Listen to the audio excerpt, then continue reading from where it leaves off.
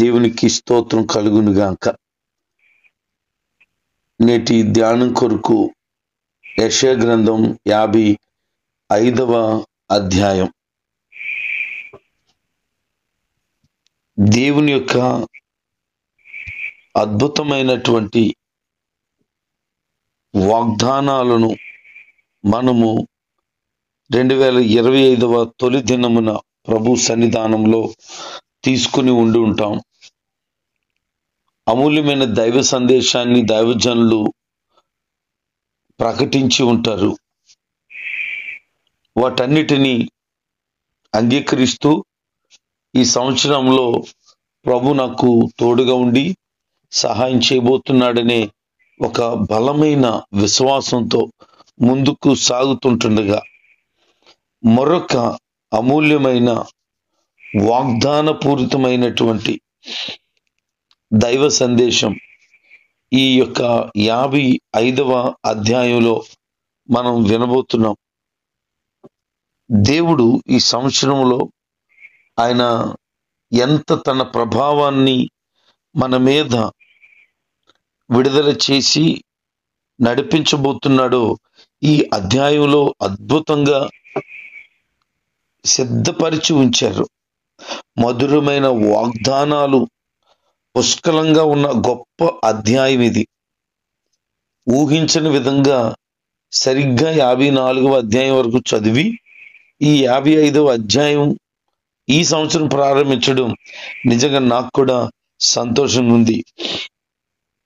యూదులైనా అన్యులైనా క్రీస్తులో నమ్మకం ఉంచిన వారి కోసం ఆయన కృప అత్యధికంగా కుమ్మరించబడుతున్నటువంటి అధ్యాయం.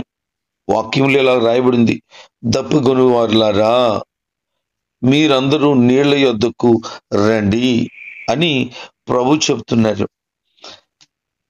యెషయా గ్రంథం 44:3లో కూడా ఎవరికైతే దాహంగా ఉందో వారు నా దగ్గరికి రండి, వారి మీద ప్రవాహములను కుమ్మరింప చేస్తాను, వారి సంతానం మీద నా ఆశీర్వాదాలను అనుగ్రహిస్తానని చెబుతున్నారు ప్రభు. అంటే ఆయన బిడ్డలు ఎవరికైతే ఆత్మ సంబంధమైన దాహం ఉందో వాళ్ళు ఆ దప్పిక తీర్చబడుతున్నారు అని చెప్తున్నారు. ఈ నీళ్లు యేసుక్రీస్తుకు ఆయన అనుగ్రహించేటువంటి పరిశుద్ధాత్మకు సూచనగా ఉంది. యోహాను సువార్త 7వ అధ్యాయము 38-39 వచనాల్లో మనకు ఆ మాటలు కనబడతాయి. శాశ్వత జీవాన్ని ఇచ్చేటువంటి నీటిని పొందే మార్గం కేవలము యేసుక్రీస్తు దగ్గర మాత్రమే ఉండడం గొప్ప విశేషం. దాని కొరకు ఆయన చెప్తున్నారు, శుభవార్త ప్రకటన చేస్తూ ఈ దీవెనల కోసం, దేవుని కృపను పొందుకోవడం కోసం ఉచితంగా అనుగ్రహించబడుతుందే తప్ప దీనికోసం వెల చెల్లించని అవసరం పని లేదు అని. అంటే ఆల్రెడీ దీని కొరకు యేసుక్రీస్తు వారు వెల చెల్లించారు. మనము 53వ అధ్యాయంలో యేసుక్రీస్తు యొక్క శిలువ యాగాన్ని మనం జ్ఞాపకం చేసుకుంటే ఆయన మన కొరకు బలి అయ్యాడు, ఆయన మన కొరకు వెల చెల్లించేశారు గనక ఇక మరలా మనం వెల చెల్లించిన అవసరం పని లేదు. అందుకంటున్నాడు, మీ దగ్గర రోకలు లేకపోయినా అనగా ధనం లేకపోయినా మీరు నా దగ్గరికి వచ్చి కొనుక్కోండి. డబ్బులు లేకపోతే ఎలా కొంటామని అంటే ఆల్రెడీ ఆయన వెల చెల్లించాడు గనక ఇప్పుడు మనం ఇక వెల చెల్లించిన అవసరం పని లేదు. ఇంకా మాట్లాడుతూ ద్రాక్ష రసం, పాలు మీరు కొనుక్కోండి అంటున్నాడు. అంటే సమృద్ధికరమైన దీవెనలకు గుర్తు. కనాను దేశాన్ని ఇస్తానని చెప్పినప్పుడు ప్రభు పాలు తేనెలు ప్రవహించు దేశం అని పోల్చడం మనం వింటాం. అంటే సమృద్ధి సమృద్ధి సమృద్ధి. ఈ సంవత్సరం ప్రభువు మీకు ఏ రకమైనటువంటి వెల చెల్లించకుండానే సమృద్ధిని దయచేయబోతున్నాడు. అయితే ఇక్కడ ప్రభు ఏం చెప్తున్నాడనంటే, ఆహారము దాని కొరకు మీరెందుకు శ్రమ పడుతున్నారు? అనవసరమైన ఖర్చు ఎందుకు పెడుతున్నారు అంటే, శాశ్వతమైన తృప్తి ఇవ్వలేని దానికోసం అస్తమాను మనుషులు డబ్బును, శ్రమను ఖర్చు పెడతారు. అనవసరమైన దాని కొరకై సమయాన్ని వృధా చేసుకుంటారు. అనవసరమైన దాని కొరకు ధనాన్ని వ్యయం చేస్తుంటారు. అలాగున వారి జీవితాల్లో అనవసరమైన దానికి ఎక్కువ ప్రాధాన్యత ఇస్తున్నారు. ప్రభు అదే చెప్తున్నారు, మీరు అనవసరమైన దాన్ని ఎందుకు మీరు ఖర్చు పెడుతున్నారు? అనవసరమైన వాటి కొరకు ఎందుకు మీరు ఇబ్బంది పాలైపోతున్నారు? మీ కష్టం ఎందుకు వ్యర్థమైపోవాలి? అలాగ అవటానికి వీలు లేదు. ఈ లోకంలో ఉన్నటువంటి సుఖాలు గాని, భోగాలు గాని, పనులు గాని, మతాలు గాని ఏమి తృప్తినివ్వలేవు. చివరికి శూన్యాన్నే మిగులుస్తాయి. అందుకే అనవసరమైన దాని కొరకు మీరు వెంపర్లాడొద్దు అంటూ నా మాటేనండి, నా మాట వినండి మీరు అంటూ ప్రభు చెప్తున్నాడు. సంపూర్ణంగా తృప్తినిచ్చేది ఏంటి అని అంటే, దేవుని యొక్క వార్త మాత్రమే, దేవుని మాట మాత్రమే మనిషికి సంతృప్తినిస్తుంది. అందుకే చెప్తున్నాడు, మీ ప్రాణములు సారమైన దాని యందు సుఖింపని ఎడి. సారము దేంట్లోనూ ఉందంటే కేవలము దేవుని వాక్యములో మాత్రమే సారం ఉంది. అందుకనే దావీదుకి చూపిన శాశ్వతమైన కృప మీ పట్ల నేను చూపిస్తున్నాను అన్నాడు. దావీదుకి ఎంత శాశ్వత కృప అనంటే, తను పాపం చేసి దేవునికి దూరమైపోయిన పరిస్థితిలో పశ్చాత్తాపడి ప్రభు వైపు తిరిగినప్పుడు తనను క్షమించి ఇంక ఎన్నడూ కూడా దేవుని కృపను దూరం చేయకుండా ఉంచాడట.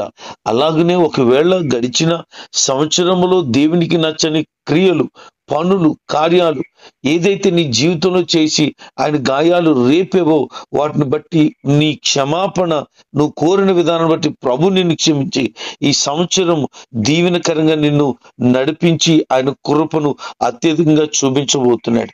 అంత మాత్రమే కాదు, ఆయన చెప్తున్నాడు, జనముల సాక్షిగా ఆయన నియమించాను అంటున్నాడు. యేసుక్రీస్తు ప్రభువారిని, ఇశ్రాయేలు జాతిని కూడా జనములకు ఒక సాక్షిగా నియమించాడట. ఈ రోజున నిన్ను కూడా ఆయన జనములకు సాక్షిగా నియమించబోతున్నాడు. నీ వెరగని జనులు నిన్ను పిలుస్తారని చెప్పారు. యేసుక్రీస్తు గురించి ఈ యొక్క ప్రవచనం నెరవేర్చబడుతుంది. ఏంటి అనంటే, యేసుక్రీస్తు ప్రభు వారు ఎరగని వారు కూడా ఈ రోజున ఆయన పిలవడం ఆశ్చర్యం. అలాగే నిన్ను ఎరగని వారు కూడా నిన్ను గణపరిచి గొప్ప చేసేలాగా దేవుడు చేయబోతున్నాడు. జనాలు నీ అద్దుకు వచ్చేలాగా దేవుడు అపారమైనటువంటి కృప విస్తరింప చేయబోతున్నాడు. అందుకే అంటున్నాడు, యెహోవా దొరికే కాలంలో ఆయన వెతకండి, ఆయన సమీపంగా ఉండగానే ఆయన్ను వేడుకోండి. ఆయన ఎప్పుడు దొరుకుతాడు అని అంటే, నువ్వు మాట్లాడినా, నువ్వు అడిగినా ప్రతి పర్యాయం కూడా ఆయన నీ ముందే ఖచ్చితంగా ఉంటాడు. అందుకని కీర్తనకారుడు 32:6 చెప్తున్నాడు, యేసయ్యా నువ్వు దొరికే సమయంలో నేను భక్తితో నీ సన్నిధిలో ప్రార్థన చేస్తాను. అంటే ఆయన దొరికే కాలం ఏది అని అంటే, భక్తితో నువ్వు ఎప్పుడైతే ప్రభు సన్నిధిలో ప్రార్థన చేస్తావో తప్పకుండా ఆయన నీకు ప్రసన్నమవుతాడు. అందుకనే వెదుకుడి మీకు దొరుకును అన్నాడు. దేవుని నువ్వు వెతకాలని ఆశ గనుక కలిగి ఉంటే ఖచ్చితంగా ఆయన నీకు దొరుకుతాడట. ఈ సంవత్సరం దేవుడు నిన్ను దాటిపోడు. నువ్వు ప్రార్థన చేసి దేవుణ్ణి వెతికితే, అడిగితే తప్పకుండా ఆయన నీకు ప్రసన్నుడవుతాడు. ఇంకా అంటున్నాడు, భక్తిహీనులు తమ మార్గములను విడువవలెను. ఇప్పటి వరకు భక్తిహీనమైన స్థితి గనక నీ జీవితంలో ఉండి ఉంటే నువ్వు చేయాల్సిన పని ఏంటంటే భక్తిహీనత విడిచిపెట్టు. చెడ్డ తలంపులతో నువ్వు బ్రతుకుతుంటే నీ చెడిపోయిన ఆ తలంపులను ఇక మానేయి. అలా గనుక మానేసి దేవుని వైపు తిరిగితే నీ మీద జాలి పడతాడు ఆయన, నిన్ను ఖచ్చితంగా క్షమిస్తాడు. ఈ మాటలు అర్థమవుతున్నాయా? ఇంకా దేవునికి దూరం అయిపోయిన పరిస్థితులు నీలో ఉండి ఉంటే ఈ రోజున ప్రభుకి దగ్గర అవటానికి ప్రయత్నించాయి. పోయిన సంవత్సరంలో దేవునికి గాయాలు రేపుంటావు. కొన్ని అనవసరమైన సంగతుల్లో మునిగిపోయి ఉంటావు. పాప కార్యాల్లో నీవు పాలు పుంజుకొని ఉండుంటావు. అపవిత్రమైన దానికి చోటు ఇచ్చి ఉండుంటావు.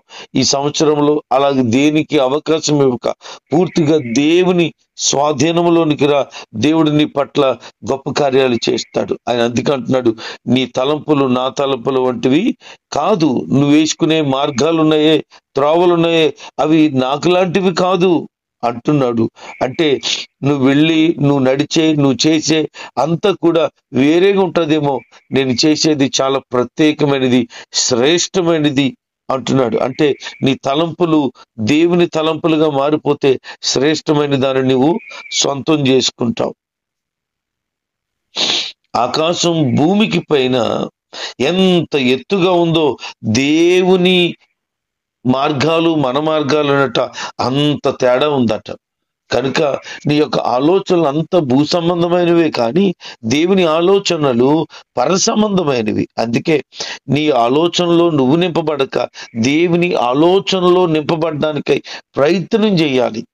అప్పుడు నీ జీవితంలో ఎలాగుంటుందని ప్రభు వాగ్దానం చేస్తున్నాడనంటే, ఈ భూమి మీద మంచు కానీ వర్షం కానీ కురవడానికి పైనుంచి కిందకు పడుతుంది.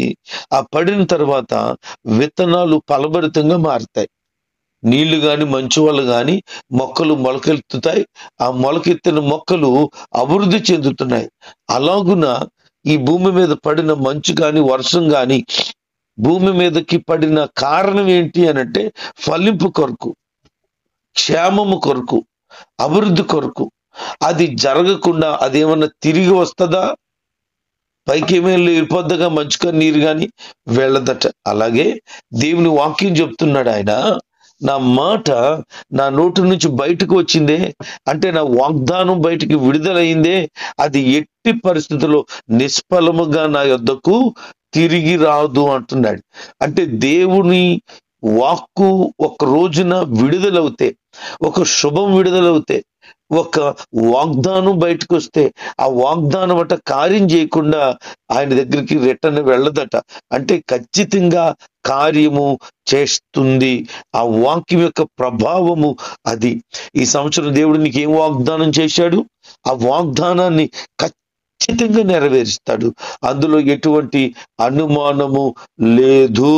ఎందుకంటే నేను పంపిన కార్యము అది సఫలము చేస్తుంది, కానీ కార్యము సఫలం చేయకుండా జరగదు, ఆగదు. అంటే పరిపూర్ణంగా విశ్వాసం ఉంచవచ్చు. దేవుడు వాగ్దానం చేశాడు అంటే 100% కార్యము జరిగిపోతుంది. అది ఎట్టి పరిస్థితుల్లోనూ అనుమానము అవసరము లేదు. దేవుడు చెప్తున్నాడు,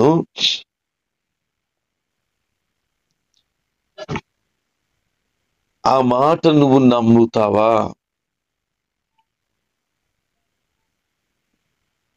ఆయన అంటున్న మాట ఏంటంటే, అది నాకు అనుకూలమైన దానిని నెరవేర్చును. దేవుడు అనుకూల సమయంలో ఖచ్చితంగా నీకు చేసిన వాగ్దానమును నెరవేరుస్తున్నాడు. ఆ వాగ్దానం నీకు సమాధానాన్ని, సంతృప్తిని, క్షేమమును అనుగ్రహిస్తుంది. ఎంత గొప్పగానంటే, నీ జీవితంలో మెట్టల్లాగా ఉన్న పరిస్థితులు మారిపోతాయి. పొలంలో ఉండినటువంటి పరిస్థితులు, ఆ చెట్లు ఆశ్చర్యకరంగా మారిపోతాయి. ముండ్ల చెట్లు దేవదారు చెట్లు లాగా మారిపోతాయి. దురదగొండు చెట్లు అద్భుతమైన వృక్షాలుగా మారిపోతాయి. అంటే ఈ సంవత్సరం నీ పరిస్థితులు నువ్వు ఊహించని రీతిలో మంచిగా, గొప్పగా, శ్రేష్టంగా, బలంగా, మేలుగా మారిపోతాయి. ఈ వాగ్దానాలను ప్రభు చేస్తున్నాడు. నువ్వు నమ్మిన ఎడల తప్పకుండా దేవుని మహిమను చూస్తావు. ఎందుకంటే దేవుని నోటులో నుంచి వచ్చిన ఏ ఒక్క వాగ్దానము నిష్ఫలము కాదు, కానీ నేరదట. వేస్ట్గా ఆయన ఒక్క మాట కూడా పలికించలేదు. ఈరోజు దేవుని సేవకుల ద్వారా పలికబడినటువంటి ప్రతి మాట, వాక్య సందేశంలో వెలువడిన ప్రతి వాగ్దానం ఖచ్చితంగా నెరవేర్చబడుతుంది. అందుకనే నా మాట నిరర్ధకము కాదు అని చెప్తున్నారు. అంటే ఆయన మాటలో ఉన్న గొప్ప ప్రభావం నీవు గుర్తించగలగాలి. ఆయన మాట శూన్యంగా ఉన్న ఈ విశ్వంలో సృష్టిని అంతయు కలుగు చేసింది.